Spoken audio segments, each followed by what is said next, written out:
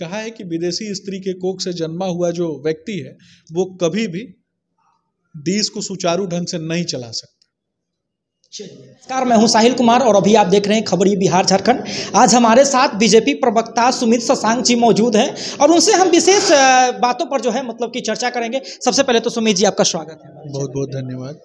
सुमित जी, सवाल ये कि जो है अभी विपक्ष कह रहा है, खास करके राष्ट्रीय जनता दल कह रही है कि भाजपा जो है बिहार के लोगों को भ्रम में रखती है और बिहार के लोगों को जो है मूर्ख बनाने का काम।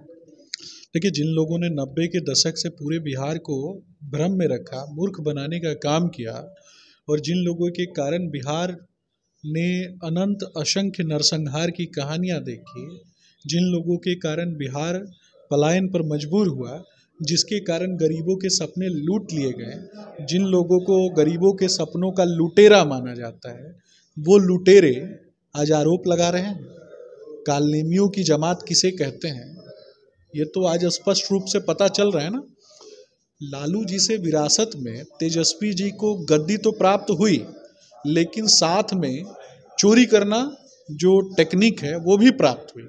लालू जी ने भैंसों का चारा लूटा, भैंसों का भूसा लूटा, भैंसों का भोजन लूटा, गोवंश के भोजन को लूट करके गोवंश को तिरस्कृत होके उसको मरने पे मजबूर कर दिया।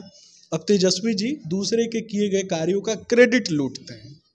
यहाँ तक कि देखिए, जो व्यक्ति अपने भाई का नहीं है, भाई के द्वारा किए गए कार्यों को जो लोग लूट ले और बड़े भाई को किनारे लगा दे, वैसी पार्टी के मुखिया के विषय में क्या बात करना। राजद के लोग एक दूसरे को ही शक की दृष्टि से देखते हैं। ये एक दूसरे को ही कहीं ना कहीं इस दृष्टि से देखते हैं कि ये लोग एक दूसरे के ही कुर्सी के दावेदार बने। ये पूरा परिवार एक तरीके से कहीं ना कहीं बिहार को गलत दिशा में ले जाने वाला है। बिहार को लूट तंत्र, बिहार को कहीं ना कहीं मानसिक रूप से अपंग बनाने का काम ऐसे ही लोगों ने किया। अच्छा, अभी चित्तरंजन गगन अब जो है राष्ट्रीय जनता दल के प्रवक्ता कह रहे हैं कि बिहार को जो विशेष पैकेज दिया गया है वो एक प्रकार का ऋण दिया गया है जो 50 सालों तक जो है उसका कोई भी ब्याज नहीं लगेगा, परंतु उसके बाद उन्हें किस्तों में चुकता करना।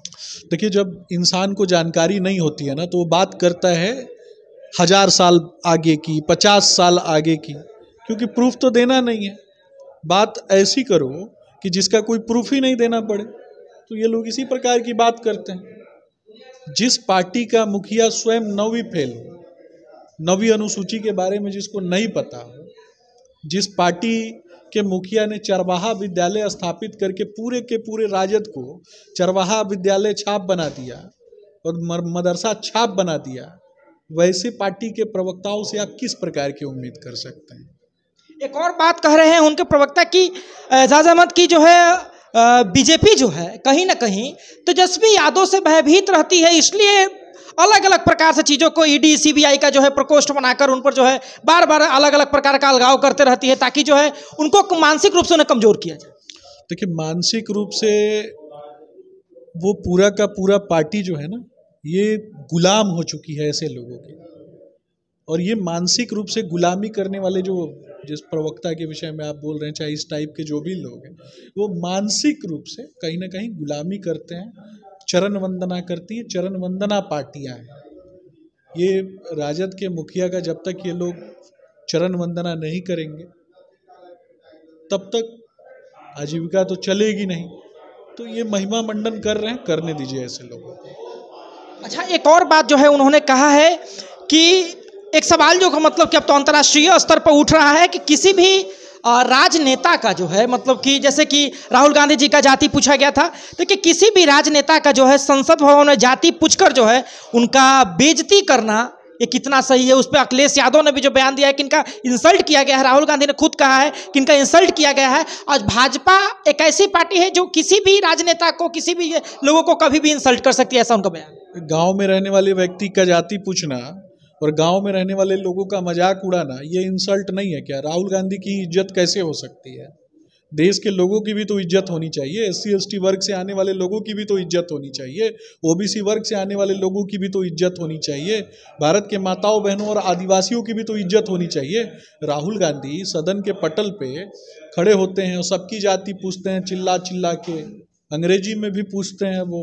ये भी पत्रकारों की बात जब उनको चुभ जाती है तो पत्रकारों से जाति पूछते हैं, युवाओं की बात जब चुभती है तो युवाओं से जाति पूछते हैं। तो उनको जवाब देना चाहिए ना कि किस मैथमेटिक्स से वो हिंदू हैं, ये भी बताएं। हम तो जातीय जनगणना के फेवर में हैं, हम तो जातीय जनगणना के फेवर में हैं, और लेकिन हम चाहते हैं कि राहुल गांधी जी से इस बात की शुरुआत हो। तो राहुल गांधी किस मैथमेटिक्स से हिंदू हैं ये भी बता दे। उनके दादाजी बताते हैं कि गंगाधर नेहरू के वो पोते हैं, और 1857 में दिल्ली के वो कोतवाल थे। तो दिल्ली के कोतवाल 1857 में शेख मोइनुद्दीन हुसैन थे, तो उसके विषय में भी तो बात होनी चाहिए ना। और वो लोहारू परिवार से आते थे, लोहारू परिवार से आने वाला व्यक्ति कश्मीर चला जाता है, और कश्मीर से ही मोतीलाल नेहरू जो है वो पढ़ाई करते हैं, और कहाँ पढ़ाई करते हैं तो मदरसा में पढ़ाई करते हैं। तो प्रश्न चिन्ह किसके ऊपर है, क्वेश्चन मार्क किसके ऊपर है, मेरे ऊपर कि आपके ऊपर कि उसके ऊपर? उनके ऊपर प्रश्न चिन्ह है तो जवाब कौन देगा? वो देंगे ना, वो बताएं कि वो किस जाति से आते हैं।